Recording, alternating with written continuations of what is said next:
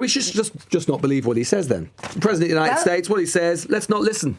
There's a statement where people say... He just lies about stuff. Well, take Trump seriously, but not literally. So he just lies about things all the time. Take Trump seriously. So you're saying he just lies. You accept he just lies literally. all the time.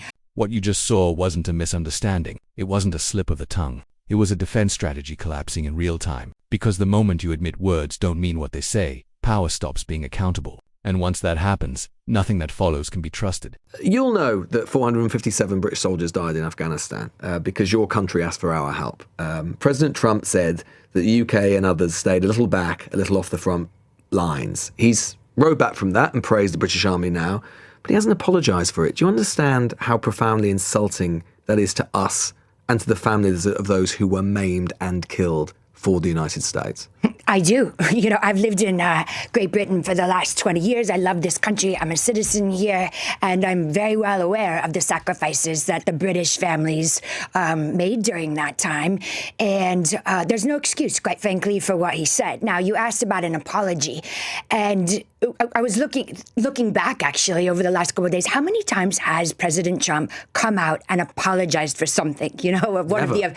This is the first dodge. Acknowledge the harm, then quietly remove responsibility. Sympathy without accountability is just theatre. No excuse. But it's not good enough, is it, for the fact that so he never apologises. Well, that speaks to a deep arrogance. Yep. And that's not good enough. It's not good enough. And although he's rode back on British soldiers, he hasn't on NATO soldiers. And hundreds and hundreds of those, not least the Danes, who he's been attacking for the last few weeks, did exactly the same thing. No, you're right.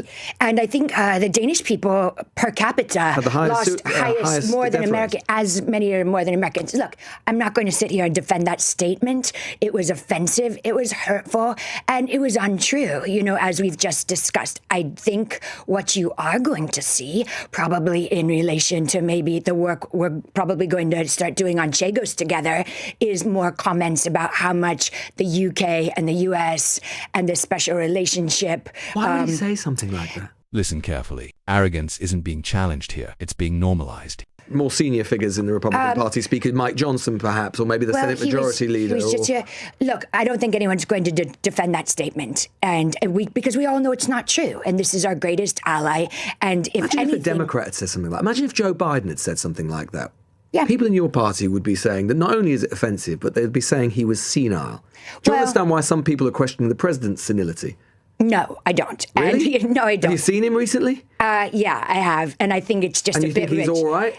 I think he is a, late 70-year-old man who does not sleep, who flies over the place, who has I know people in the late 70s that don't say things like that. Okay, you know what? And he also messed up Iceland and Greenland the other day. You do live television. We're doing live television today. One of us will probably say the wrong word at some point. So I do not think that that's senility. And I also think it's a bit rich for maybe not yourself, but the U.S. media who happily watched President Biden in the deep throes of, some sort of cognitive decline and never said a thing. You don't think President Trump exhibits any characteristics of cognitive decline? No, I do not. You don't? I'm not a doctor, but no, I don't. I don't think that's his issue. I think his issue is he's brash, he's unfiltered. This isn't defense. This is denial, dressed up as loyalty. I don't think that's it. Your country was booed the other night in this country. Do you understand how far and how fast America's reputation is falling?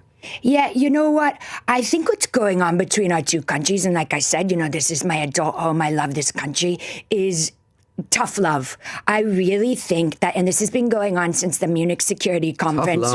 Tough love. I wouldn't want anyone to love me like that. No, but you know what tough love is? Is like, I think President Trump was elected on an America First agenda, right? So it's like, put your own oxygen mask on first. We need to look after the things in our country. We want Britain to do the same. We want France to do the same. We want Germany to do the same.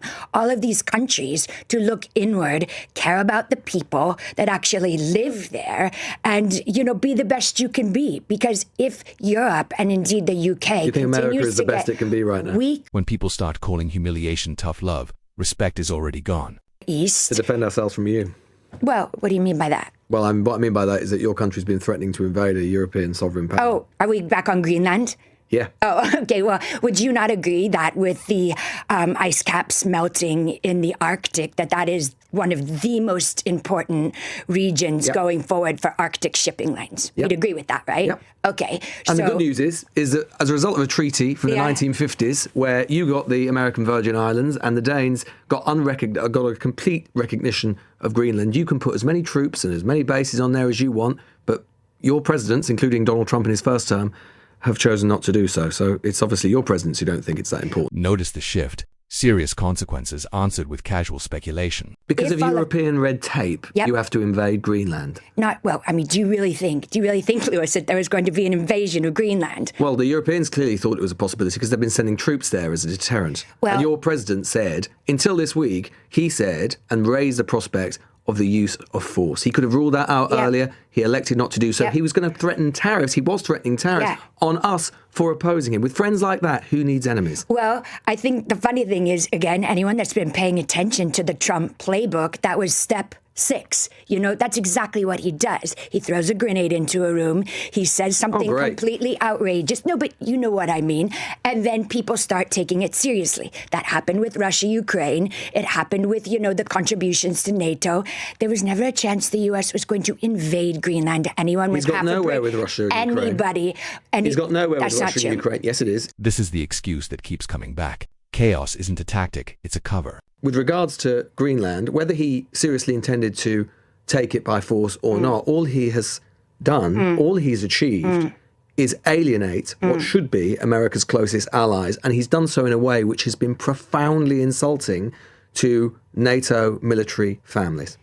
Okay, again, we just touched on, the NATO military family. There's no excuse for that. With regards to insulting people, Lewis, if the end result is that Britain gets stronger, that the EU gets stronger, is that not a better thing? Do you think NATO's stronger as a result of the foremost military component of that alliance threatening the use of force against other members of that alliance, given the entire point of NATO is the idea that our security interests are indivisible? Do you really think NATO can possibly be stronger having had him make those threats? 100%. And you know why? Because Here's the cost. Not strategy, not leverage, just isolation. Okay, I'll tell you, because what we've heard, whether it be from the left or the right, including your two guests, that Europe needs to stop being so dependent on the United States of America. And if that takes the Europeans getting a little pissed off. What kind of security alliance is it when members of the alliance threaten other members of that alliance? That's not alliance. That's not an alliance. That's enemies. I go back to tough love. Look, we do not like to see how the sausage is made with President Trump and his brashness and, the whole week at Davos.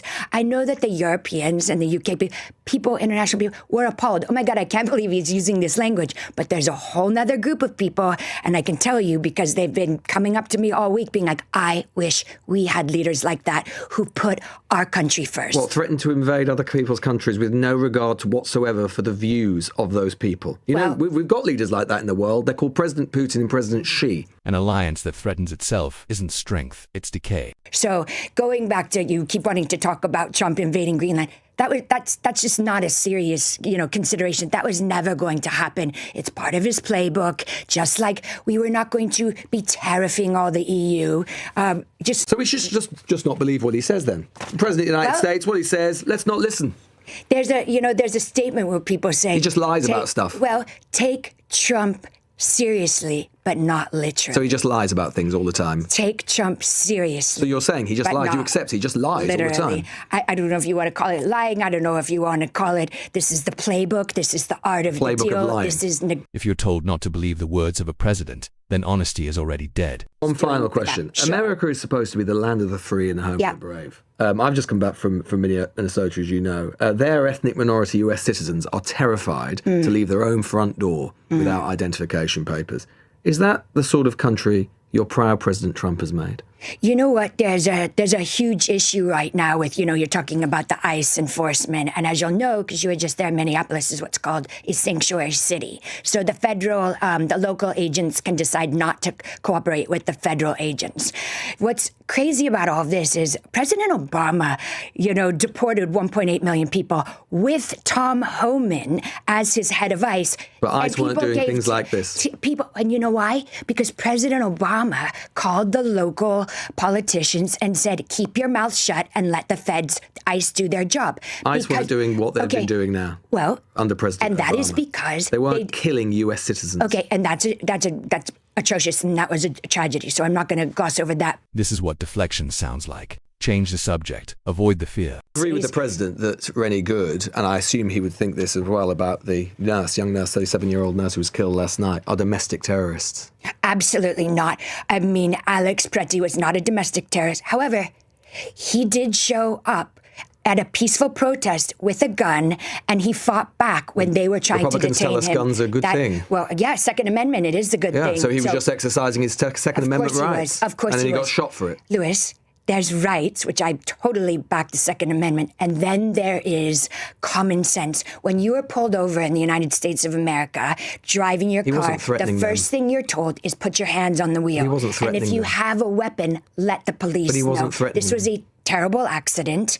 This man And the did Trump not deserve administration to has die. lied about what he was doing. Well, why are these protests, who, by the way, are not all organic? Many of these people are either paid for or going there to protect illegal people. So and the protect fight legal is, people, protect people in their community, protect U.S. citizens. I know that I saw it for myself there. There are U.S. citizens who are terrified about leaving the house because of your president. They're Americans. They're being terrorized by their own government. When excuses start sounding rehearsed, truth is no longer the goal. This wasn't just an interview. This was a pattern, laid bare. You saw it. You heard it. You felt the hesitation every time a straight answer was demanded. Every serious question was softened. Every consequence was diluted. Every moral line blurred just enough to escape responsibility. And that's why trust is gone. Because leadership that needs excuses cannot lead. And power that relies on confusion survives on silence. You're told not to take words literally, not to expect apologies, not to demand clarity. But once standards fall that low, nothing meaningful can stand on top of them. So ask yourself,